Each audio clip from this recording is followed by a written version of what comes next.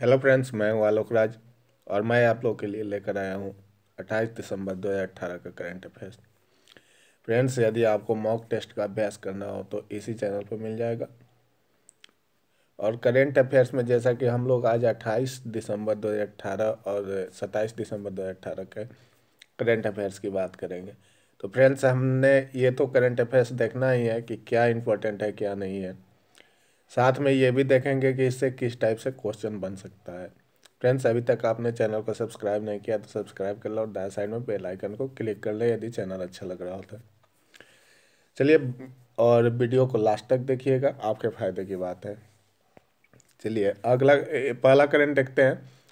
लक्ष्मीकांत शांताराम कुदलकर और गायिका उषा टिमोथी को मोहम्मद रफ़ी अवार्ड से सम्मानित किया गया। तो दिवंगत संगीतकार लक्ष्मीकांत शांताराम कुदलकर और पार्श्व गायिका उषा टिमोथी को 24 दिसंबर 2018 को मोहम्मद रफ़ी अवार्ड से सम्मानित किया गया। लक्ष्मीकांत शांताराम कुदलकर को Mohammad Rafi life time achievement से सम्मानित किया गया। इस समारोह का आयोजन उपनगर बांद्रा में किया गया। मुंबई के भाजपा प्रमुख आशीष सोलर के एनजीओ स्पंदन आर्ट्स ने मोहम्मद रफ़ी अवार्ड की शुरुआत की थी। तो फ्रेंड्स, मोहम्मद रफ़ी अवार्ड में क्या मिलता है उसको थोड़ा सा देख लेते हैं हम। तो इसमें एक ट्रॉफी के साथ 1 लाख रुपए दिए जाते हैं। और फिर उषा टिमोथी को ट्रॉफी के साथ 51,000 रुपये से सम्मानित किया गया। और एक बात बता दें फ्रेंड्स, इसमें लक्ष्मीकांत और प्यारेलाल दोनों लोग मिल के काम करते थे। तो इन्हीं लोगों का एक गाना है, मुझे याद है अभी तक, मैं शायर तो नहीं, और फिर बिंदिया चमकेगी, फिर हंसता हुआ नूरानी चेहरा। तो ये सब गाने हैं जो कि बहुत ही यादगार हैं इन लोगों के। चलिए फ्रेंड्स, अगला करंट देखते हैं। अगला करंट है कि लोकसभा चुनाव 2019 में निर्वाचन आयोग ने मतदान केंद्रों पर सभी प्रकार के तंबाकू पर रोक लगाई। यानी कि 2019 में जब लोकसभा का चुनाव होगा तो उस समय वहाँ पे तंबाकू नहीं बिकेगा। तो भारतीय निर्वाचन आयोग ने पहली बार लोकसभा चुनाव 2019 के दौरान सभी मतदान स्थलों पर सभी तरह के तंबाकू उत्पादों पर प्रतिबंध लगा दिया है। ठीक है। आयोग ने यह मुहिम देश में तंबाकू नियंत्रण कानून को प्रभावी तरीके से लागू करने के लिए शुरू की है। आयोग ने सभी राज्यों और केंद्र शासित प्रदेशों को दिशा निर्देश जारी करते हुए निर्वाचन अधिकारियों या जिला मजिस्ट्रेट को न सिर्फ धूम्रपान पर पाबंदी लगाने को कहा है, बल्कि सभी मतदान स्थलों पर चबाने वाले तंबाकू पर भी पूर्णतः प्रतिबंध लगाने के लिए इसने कहा है और इसने दिशा निर्देश जारी कर दिया गया। तो फ्रेंड्स, जाहिर सी बात है कि निर्वाचन आयोग के बारे में भी थोड़ा सा देख लेते हैं। भारतीय निर्वाचन आयोग एक स्वायत्त संस्था है। भारतीय निर्वाचन आयोग एक स्वायत्त संस्था है। ठीक है फ्रेंड्स। और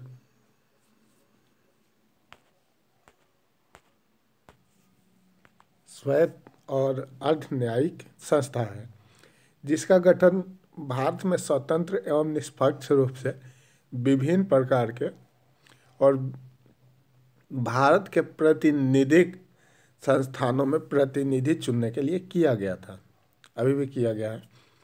भारतीय चुनाव आयोग की स्थापना 25 जनवरी 1950 को की गई थी। ठीक है, 25 जनवरी 1950, ठीक है, को की गई थी। और उसके बाद आयोग में वर्तमान में एक मुख्य चुनाव आयुक्त होता है और 2 चुनाव आयुक्त होते हैं। ठीक है, एक मुख्य होता है और 2 चुनाव आयुक्त होते हैं। मुख्य चुनाव आयुक्त और अन्य चुनाव आयुक्तों की नियुक्ति भारत का राष्ट्रपति करता है। यह क्वेश्चन पूछा गया है। ठीक है।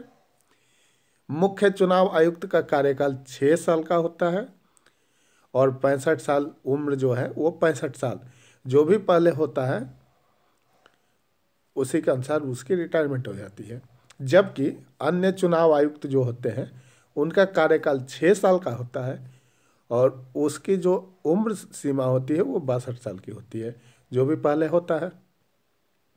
चुनाव आयुक्त का सम्मान और जो वेतन होता है भारत के सर्वोच्च न्यायालय का जो न्यायाधीश होते हैं उनके समान होता है। मुख्य चुनाव आयुक्त को संसद द्वारा महाभियोग के जरिए ही हटाया जा सकता है, बाकी कोई। तो फ्रेंड्स ये भी पूछता रहता है थोड़ा सा रिलेटेड करके, मैं इसीलिए थोड़ा सा डिटेल्स में चला जाता हूँ, ठीक है, ताकि इतिहास से जोड़ दूँ, इतिहास का क्वेश्चन है तो भूगोल का क्वेश्चन है तो भूगोल से जोड़ दूँ, और जगह आपको नहीं मिलेगा तो इसको थोड़ा सा आप लोग ध्यान देते रहिए, ठीक है। बाकी आपकी जो इच्छा करे। और चलिए अगला देखते हैं। नीति आयोग ने आकांक्षी जिले कार्यक्रम के अंतर्गत दूसरी डेल्टा रैंकिंग जारी की। यानी कि नीति आयोग ने 27 दिसंबर 2018 को आकांक्षी जिले कार्यक्रम ADP की दूसरी डेल्टा रैंकिंग जारी की। नीति आयोग के CEO जो हैं वो अभी अमिताभ कांत हैं और ये पूछा गया है क्वेश्चन। ADP के अंतर्गत दूसरी डेल्टा रैंकिंग जारी की गई है। इस रैंकिंग से 1 जून 2018 और 31 दिसंबर 2018 के बीच जिलों द्वारा की गई वृद्धि संबंधी प्रगति का अंदाजा लगाया जाएगा। आकांक्षी जिला कार्यक्रम की शुरुआत कब हुई थी? तो प्रधानमंत्री जी ने इसे किया था 5 जनवरी 2018 को की थी, ठीक है। इसका उद्देश्य उन जिलों में तेजी से बदलाव लाना है जिन्होंने प्रमुख सामाजिक क्षेत्रों में तुलनात्मक दृष्टि से कम प्रगति की है और वे अल्प विकास के रूप में उभरे हुए हैं, जिसके कारण वे संतुलित क्षेत्रीय विकास सुनिश्चित करने के लिए चुनौती बने हुए हैं, ठीक है। तो ये सब इसमें इम्पोर्टेंट है थोड़ा सा चीज़ें कि इसकी शुरुआत कब की गई थी, रैंकिंग कब जारी की गई थी और इसमें इसका कार्य क्या है। तो EPSC यदि दे रहे हैं तो आपको ये याद रखना होता है जैसे कि कोई कार्य हुआ ना, देखिए EPSC देना है तो कार्य जो हुआ वो क्यों हुआ, कब हुआ और कैसे हुआ, ये 3 चीज़, फिर उसका परिणाम क्या होगा या हो गया है परिणाम, तो इसे भी याद रखना है, ठीक है, यदि आप APSC दे रहे हैं तब। तो ये सब चीज़ें हैं इसमें। चलिए अगला देखते हैं। फ्रेंड्स मैंने जो अभी थोड़ी देर पहले बताया था कि चुनाव आयुक्त कौन है, तो क्वेश्चन ऑफ द डे में आपको यही बताना है कि चुनाव आयुक्त इस समय जो है उनका नाम, ठीक। चलिए जापान ने IWC से अलग होने का फैसला किया है।